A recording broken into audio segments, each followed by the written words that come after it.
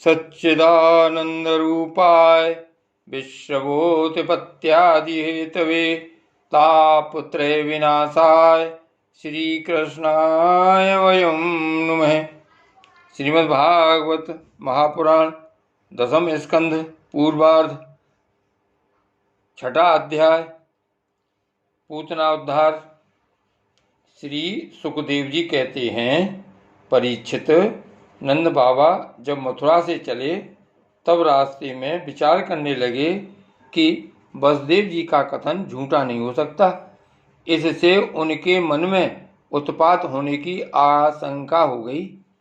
तब उन्होंने मन ही मन भगवान ही शरण हैं, वे ही रक्षा करेंगे, ऐसा निश्चय किया। पूतना नाम की एक बड़ी क्रूर राक्षसी थी। उसका एक ही काम था, बच्चों को मारना। कंस की आज्ञा से वह नगर, ग्राम और अहीरों की बस्तियों में बच्चों को मारने के लिए घूमा करती थी।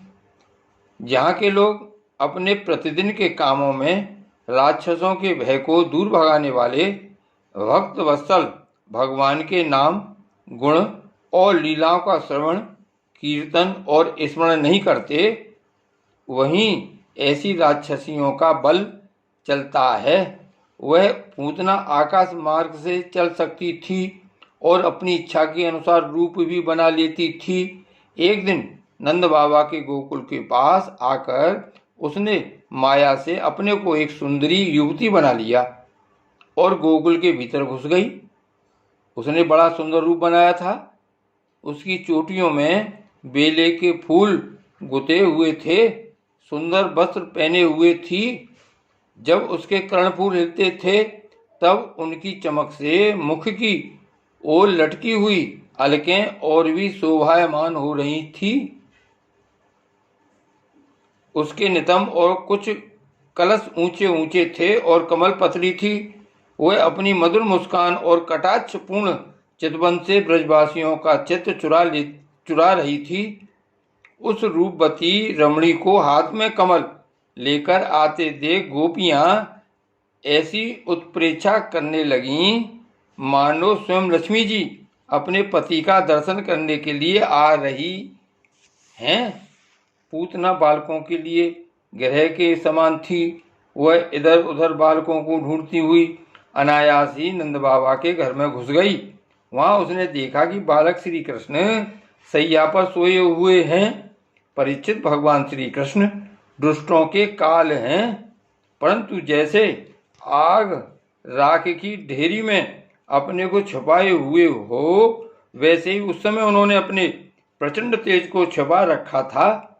भगवान श्री कृष्ण चर अचर सभी प्राणियों के आत्मा हैं, इसलिए उन्होंने उसी क्षण जान लिया कि यह बच्चों को मार डालने वाला पूतना ग्रह है और अपने नेत्र बंद कर लिए। जैसे कोई पुरुष ब्रह्मवश सोए हुए सांप को रस्सी समझकर उठा ले, वैसे ही अपने काल रूप भगवान श्री कृष्ण को पूतना ने अपनी गोद में उठा लिया। मखमली म्यान के भीतर छिपी हुई तीखी धार वाली तलवार के समान पूतना का हृदय तो बड़ा कुटिल था, किंतु ऊपर से वह बहुत मधुर और सुंदर व्यवहार कर रही थी। देखने में वह एक भद्र महिला के समान जान पड़ती थी। इसलिए रोहिणी और यशोदा जी ने उसे घर के भीतर आई देखकर भी उसकी सौंदर्य प्रभा से हत प्रतिव सी होकर कोई रोक टोक नहीं की, चुपचाप खड़ी खड़ी देखती रहीं। इधर भयानक राक्षसी पूतना ने बालक श्री कृष्ण को अपनी गोद में लेकर उनके मुंह में अपना स्तन दे दिया, जिसमें बड़ा भयंकर और किसी प्रकार भी पच न सकने वाला विष लगा हुआ था। भगवान ने क्रोध को अपना साथी बनाया और दोनों हाथों से उसके स्तनों को जोर से दबाकर उसके प्राणों के साथ उसका दूध पीने लगे। वे उसका दूध पीने लगे और उनका साथी क्रोध प्राण पीने लगा। अब तो पूतना के प्राणों के आश्रयभूत सभी मर्म स्थान फटने लगे। वह पुकारने लगी, अरे छोड़ दे, बस, अब बस कर। वह बार बार अपने हाथ और पैर पटक पटक कर रोने लगी। उसके नेत्र उलट गए, उसका सारा शरीर पसीने से लथपथ हो गया। उसकी चिल्लाहट का वेग बड़ा भयंकर था। उसके प्रभाव से पहाड़ों के साथ पृथ्वी और ग्रहों के साथ अंतरिक्ष डगमगा उठा। सातों पाताल और दिशाएं गूंज उठीं। बहुत से लोग वज्रपात की आशंका से पृथ्वी पर गिर पड़े।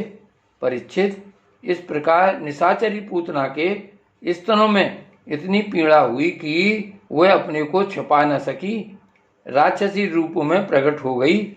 उसके शरीर से प्राण निकल गए, मुंह फट गया, बाल बिखर गए और हाथ पांव फैल गए।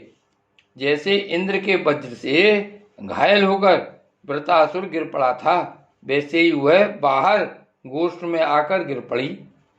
राजेंद्र, पूतना के शरीर ने गिरते गिरते भी 6 कोस के भीतर के वृक्षों को कुचल डाला। वह बड़ी ही अद्भुत घटना हुई। पूतना का शरीर बड़ा भयानक था। उसका मुंह हल्के समान तीखी और भयंकर ढालों से युक्त था। उसके नथुने पहाड़ की गुफा के समान गहरे थे और स्तन पहाड़ से गिरी हुई चट्टानों की तरह बड़े बड़े थे। लाल लाल बाल चारों ओर बिखरे हुए थे। आंखें अंधे कुएं के समान गहरी, नितंब नदी के करार की तरह भयंकर। भुजाएं, जांघें और पैर नदी के पुल के समान तथा पेट सूखे हुए सरोवर की भांति जान पड़ता था। पूतना के उस शरीर को देखकर सब के सब ग्वाल और गोपी डर गए। उसकी भयंकर चिल्लाहट सुनकर उनके हृदय, कान और सिर तो पहले ही फट से रहे थे।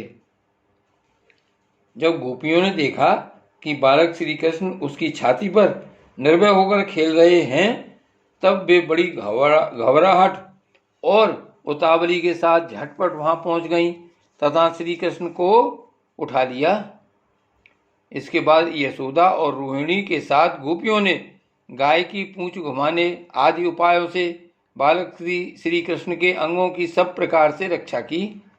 उन्होंने पहले बालक श्री कृष्ण को गौमूत्र से स्नान कराया, फिर सब अंगों में गौरज लगाई और फिर 12 अंगों में गोबर लगाकर भगवान के केशव आदि नामों से रक्षा की। इसके बाद गोपियों ने आचमन करके अज आदि 11 बीज मंत्रों से अपने शरीरों में अलग अलग अंग न्यास एवं कर्ण न्यास किया और फिर बालक के अंगों में बीजन न्यास किया। वे कहने लगी, अजन्मा भगवान तेरे पैरों की रक्षा करें, मणिमान घुटनों की, यज्ञ पुरुष जांघों की, अच्युत कमर की, हयग्री पेट की, केशव हृदय की, ईश बच्छ स्थल की, सूर्य कंठ की, विष्णु बाहों की, उरुक्रम मुख की और ईश्वर सिर की रक्षा करें। चक्रधर भगवान रक्षा के लिए तेरे आगे रहें।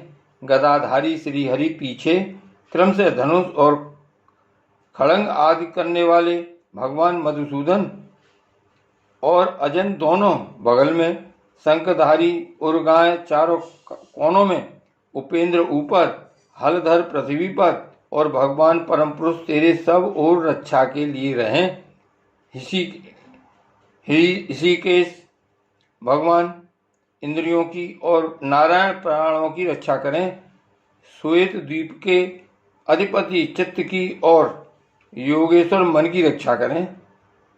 प्रश्नि गर्भ तेरी बुद्धि की और परमात्मा भगवान तेरे अहंकार की रक्षा करें। खेलते समय गोविंद रक्षा करें, सोते समय माधव रक्षा करें, चलते समय भगवान बैकुंठ और बैठते समय भगवान श्रीपति तेरी रक्षा करें। भोजन के समय समस्त ग्रहों को भयभीत करने वाले यज्ञ भोक्ता भगवान तेरी रक्षा करें। डाकिनी, राक्षसी और कूष्मांडा आदि बालग्रह, भूत प्रेत पिशाच, यक्ष राक्षस और विनायक, कोटरा, रेवती, ज्येष्ठा, पूतना, मातृका आदि शरीर, प्राण तथा इंद्रियों का नाश करने वाले उन्माद, पागलपन एवं अपस्मार, मृगी आदि रोग, स्वप्न में देखे हुए महान उत्पात, वृद्ध ग्रह और बाल ग्रह आदि ये सभी अनिष्ट भगवान विष्णु का नामोच्चारण करने से भयभीत होकर नष्ट हो जाएं। श्री सुखदेव जी कहते हैं, परीक्षित, इस प्रकार गोपियों ने प्रेम पास में बंधकर भगवान श्री कृष्ण की रक्षा की। माता यशोदा ने अपने पुत्र को स्तन पिलाया और फिर पालने पर सुला दिया। इसी समय नंद बाबा और उनके साथी गोप मथुरा से गोकुल में पहुंचे। जब उन्होंने पूतना का भयंकर शरीर देखा तब वे आश्चर्यचकित हो गए। वे कहने लगे, यह तो बड़े आश्चर्य की बात है। अवश्य ही वसुदेव के रूप में किसी ऋषि ने जन्म ग्रहण किया है, अथवा संभव है वसुदेव जी पूर्व जन्म में कोई योगेश्वर रहे हों, क्योंकि उन्होंने जैसा कहा था वैसा ही उत्पात यहाँ देखने में आ रहा है। तब तक ब्रजवासियों ने कुल्हाड़ी से पूतना के शरीर को टुकड़े टुकड़े कर डाला और गोकुल से दूर ले जाकर लकड़ियों पर रखकर जला दिया। जब उसका शरीर जलने लगा तब उसमें से ऐसा धुआं निकला जिसमें से अगर की सी सुगंध आ रही थी। क्यों न हो, भगवान ने जो उसका दूध पी लिया था, जिससे उसके सारे पाप तत्काल ही नष्ट हो गए थे। पूतना एक राक्षसी थी। लोगों के बच्चों को मार डालना और उनका खून पी जाना, यही उसका काम था।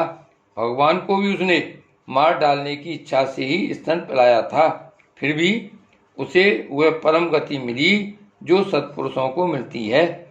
ऐसी स्थिति में जो परब्रह्म परमात्मा भगवान श्री कृष्ण को श्रद्धा और भक्ति से माता के समान अनुराग पूर्वक अपनी प्रिय से प्रिय वस्तु और उनको प्रिय लगने वाली वस्तु समर्पित करते हैं, उनके संबंध में तो कहना ही क्या है।